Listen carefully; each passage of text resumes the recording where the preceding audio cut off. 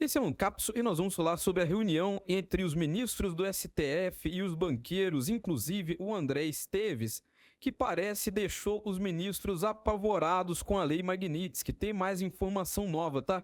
Isso não é novo, isso aconteceu 2 dias atrás. Eu fiz um vídeo sobre isso há 2 dias atrás. Aqui, esse vídeo aqui, ó. Gilmar Moraes e André Esteves se encontraram em Brasília, estão discutindo como resolver o problema, né? Então, agora o que a gente tem agora é mais informações, saíram mais informações dessa reunião, mas são informações relevantes. Essa notícia foi sugerida por Descobri que o Peter é o Papai Noel, o Leandro Original MT e várias outras pessoas. Obrigado aí ao pessoal que sugeriu notícias lá no nosso site, no visãolibertaria.com. E obrigado a você que está assistindo o nosso vídeo. Se você gosta do nosso conteúdo, por favor, deixe o seu like e se inscreva aqui no canal, né? Pois bem, sobre essa mesma reunião, essa reunião aconteceu há 2 dias atrás, tá? Há 2 dias atrás saiu uma nota na coluna da Bela Megali falando sobre isso aqui, e eu fiz um vídeo sobre isso, falando tudo que estava acontecendo e coisa e tal. Mas a coluna da Bela Megali não falava muita coisa, falava só que teve a reunião e coisa e tal, entre o André Esteves e o pessoal do STF, tinha outros banqueiros envolvidos também. Tudo foi coordenado pelo Nhonho, lembra? O Rodrigo Maia, né? Lembra? Ele agora parece que é diretor numa entidade de bancos e coisa e tal. E ele teria organizado esse encontro entre vários banqueiros e o pessoal do STF para explicar o que é a Magnitsky, como é que funciona, como é que é a coisa na prática, né? E aí, enfim, essa reunião existiu de fato e agora a gente tem mais informações sobre elas, muito interessantes as informações. Olha só o caso aqui, né? O encontro ocorre diante de incerteza sobre o alcance das medidas dos Estados Unidos e seus reflexos no sistema financeiro nacional. Tá todo mundo achando que, não, uma lei lá fora, beleza, não tenho nada nos Estados Unidos, não tenho bens nos Estados Unidos, não tem problema para mim, né? E a gente já explicou que isso não é bem verdade. E, aliás, segundo estão dizendo aqui, os ministros do STF saíram apavorados desse encontro, né? Então, em meio à pressão de sanções dos Estados Unidos, os ministros do STF buscaram esclarecimentos com banqueiros sobre possíveis desdobramentos da Lei Magnitsky. Essa informação é do jornal O Povo, mas é uma informação mais recente, aquela coluna da Bela Megali de 2 dias atrás, que eu já falei que tinha ali.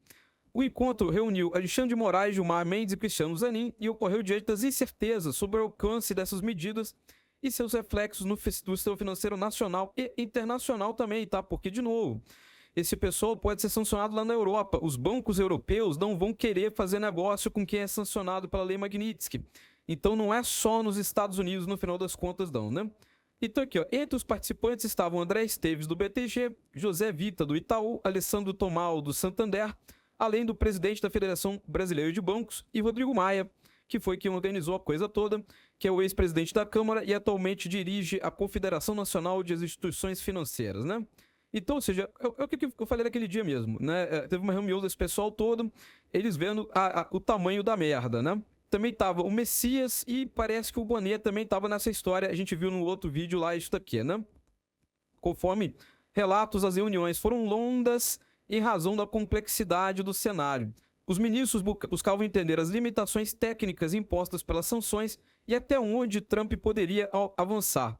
Os banqueiros detalharam que o sistema bancário utiliza filtros automáticos para identificar possíveis alvos da Lei Magnitsky, inclusive em operações simples como o Pix. Olha só, porque é o que eu falo para vocês, esse pessoal tá falando, a gente vai falar depois desse caso aqui, ó, da Fernanda Melchiona, que protocolou um projeto para proibir instituições financeiras de aplicarem leis estrangeiras como o Magnitsky. Meu amigo, não é assim que funciona, não. Quando o banco brasileiro vai fazer negócio nos Estados Unidos, ele tem que assinar um contrato com as instituições americanas. E esse contrato inclui aplicar essa lei. Se o banco brasileiro não puder aplicar essa lei por uma lei brasileira, simplesmente você está cortando o Brasil do sistema financeiro mundial. É muito pior nesse caso, né? Mas enfim, o que ele tá falando aqui é que é tudo automático. Não tem esse negócio de, deixa eu ver se eu vou aplicar ou não vou aplicar. Não, eu vou manter a conta aqui. Não, eu vou permitir isso aqui. Na verdade, a coisa toda está embutida nos sistemas dos bancos, porque, né, é fruto desses acordos. E quem controla isso é o FAC, é o Bessent lá nos Estados Unidos. O Bessent, por enquanto, botou o nome do Alexandre de Moraes na lista. Mas as sanções em si ainda estão sendo colocadas na coisa, né? Então, assim, você não sabe ainda qual o filtro que tem contra o Alexandre de Moraes. Então, aqui, ó, de acordo com os executivos, as sanções atuais atingem transações em dólar, mas ainda não impedem o acesso ao sistema financeiro nem ao SWIFT, responsável por transferências internacionais. Mas veja, no momento que o Bessent colocar essas restrições lá nos Estados Unidos, os bancos brasileiros automaticamente entram nisso daí, porque eles não podem abrir mão, isso já é tudo automático, é dentro do sistema isso daí, né? E conforme a publicação, um dos representantes declarou que a situação é corrigível nesse momento, mas alertou para o risco da advogada Viviane Barsi, a mulher de Moraes, também ser alvo da lei futuramente. Então, ou seja, é aquilo que a gente vem falando, é muito provável que o Trump inclua ela na condição de aliado ao Alexandre de Moraes, né? Sobre outros ministros, os banqueiros consideraram improvável que sejam alcançados pelas sanções no curto prazo, segundo informações obtidas dos Estados Unidos. No entanto, admitiram que não há como prever os próximos passos do Trump. Só depende do Trump em última análise. Tem um processo interno, eles fazem um processo de levantamento, tem que ser aprovado em 4 ministérios do Trump. Esse processo aconteceu com o Alexandre de Moraes, pode acontecer com os outros ministros. Está sendo feito para os outros ministros. A decisão final, que é do Trump, se coloca ou não, né? Então, o Trump pode resolver colocar do jeito que a situação tá, né? Então, a visão é essa. O pessoal saiu apavorado com essa reunião, justamente porque realmente seria uma coisa crítica para eles, né? E mais do que isso, Estados Unidos cercam familiares para asfixiar ministros do STF com lei Magnitsky. O Trump, além de estar fazendo o levantamento para aplicar Magnitsky em outros ministros do STF, a gente sabe que tem 7 nomes sendo estudados pelos diversos ministérios lá do Trump para aplicação da Magnitsky, não sabemos quais são esses nomes. Além disso, aqui, ó, o governo dos Estados Unidos já tem em mãos uma lista com informações aprofundadas sobre todos os escritórios de advocacia que pertencem a familiares de ministros do STF ou dos quais esses parentes são sócios. Explicando isso, eu já falei aqui algumas vezes, mas é bom esclarecer para o pessoal como é que funcionam esses tribunais superiores lá em Brasília. Todos eles, não é só o STF, não, tá o TST, o TSE, todos os tribunais superiores lá de Brasília. Cada ministro desses tem um tribunal ligado ali. Pode ser o da esposa, pode ser do filho, pode ser do primo, pode ser de algum amigo que não tem nada a ver, não tem parentesco direto com ele. Mas lá em Brasília, todo mundo sabe. É o ministro fulano de tal, vai no escritório, sei lá o que, limitada. Você vai naquele escritório, é o escritório ligado ao ministro. E aí, ali você consegue um tratamento mais, entendeu? Não quer dizer que seja uma corrupção direta, tá? Que você vai pagar o escritório e o ministro vai decidir a seu favor. Não é assim que funciona a coisa. Algumas vezes pode ser que seja assim, tá? Mas normalmente não é assim. Normalmente o que você consegue é você ser visto por bons olhos. Você contratou o escritório. Se você tiver um caso ali limítrofe, pode ser que o seu caso seja visto com bons olhos por esse ministro, nesse caso, né? Enfim, e lógico, é nesses escritórios que está o grosso do faturamento dos ministros, né? O salário de ministro é 40 mil reais, 50 mil reais, sei lá, por mês, o que é um bom salário. Aqui no Brasil, é um excelente salário, 50 mil reais por mês, é um ótimo salário aqui no Brasil. Mas não tem ilusão, meu amigo, para ter uma empresa igual o IDP lá em Portugal, ter casas, apartamentos espalhados pelo mundo e não sei o que lá, a riqueza desses ministros, não é com 50 mil reais por mês, meu amigo. 50 mil reais por mês você não faz isso, não. Isso é justamente da grana grande que entra desses escritórios, né? Aqui, ó, a gestão Trump também possui um levantamento detalhado de institutos de ensino. IDP, meu amigo, o Instituto da Dupla Penetração do Gilmar Mendes aqui. E pesquisas ligadas de alguma maneira aos magistrados da Suprema Corte. Meu amigo Sapô, vai dar ruim, hein? O tal do IDP, o Instituto da Dupla Penetração, não vai funcionar há muito tempo mais, cara. Conforme interlocutores, o governo americano busca garantir que o eventual endurecimento na aplicação da Magnitsky não seja inócuo, com ministros usando o CNPJ de uma empresa ou movimentação financeira de institutos privados, dos quais sejam sócios. Então, o pessoal saiu apavorado dessa reunião aqui com os banqueiros e a situação tende a piorar. O filho do Barroso desistiu de voltar aos Estados Unidos por receio de sanções, né? Então, ainda não está oficializado que o pessoal perdeu o visto, mas já ficou aqui para a Brazoca mesmo, né? Não tem jeito, vão ter que ficar por aqui mesmo. A filha do Barroso, teve gente dizendo que ela já veio para o Brasil, mas a gente não sabe onde é que ela tá?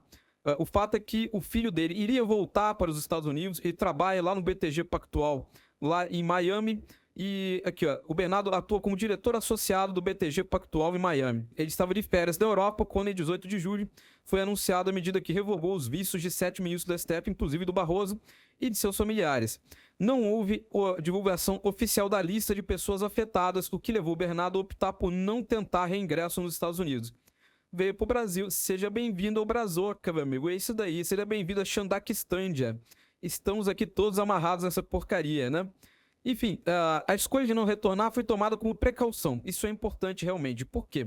Se você tenta entrar nos Estados Unidos e é negado o seu visto, é muito mais complicado para você entrar depois, isso. Então é melhor você não tentar.